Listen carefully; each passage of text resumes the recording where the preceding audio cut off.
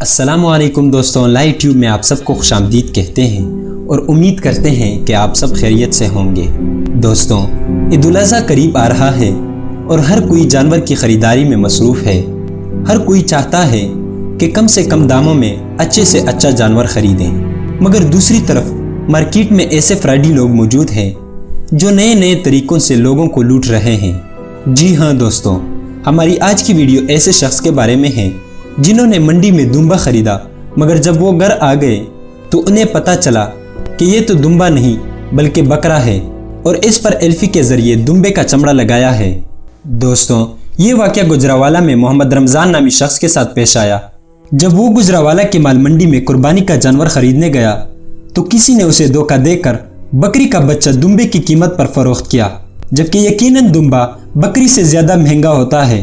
दोस्तों, मोहम्मद रमज़ान का कहना है कि मेरे बच्चे जिद कर रहे थे कि हमारे लिए दुम्बा खरीदें, तो जब वो माल मंडी गए तो रात का वक्त था और हमने एक दुम्बा खरीदा, मगर जैसे ही सुबह हुई और हमने देखा तो इस पर दुम्बे का चमड़ा लगा हुआ था और ये बकरी का एक बच्चा था।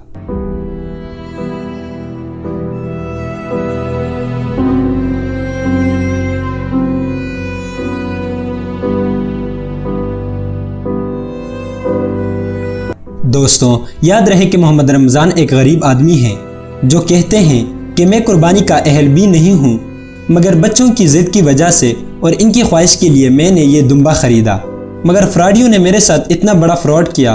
अब मैं क्या करूँ? मेरे पास और पैसे भी नहीं हैं जिनसे मैं दूसरा जानवर ख़रीदूँ।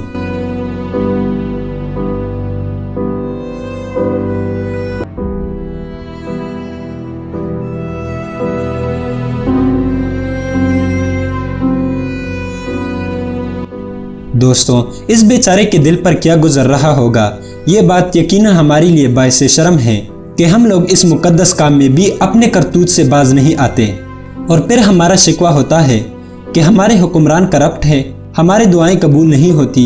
यही वजह है कि अल्लाह ताला हमसे नाराज़ है और हम पर रोज़ एक नई मुसीबत आती है।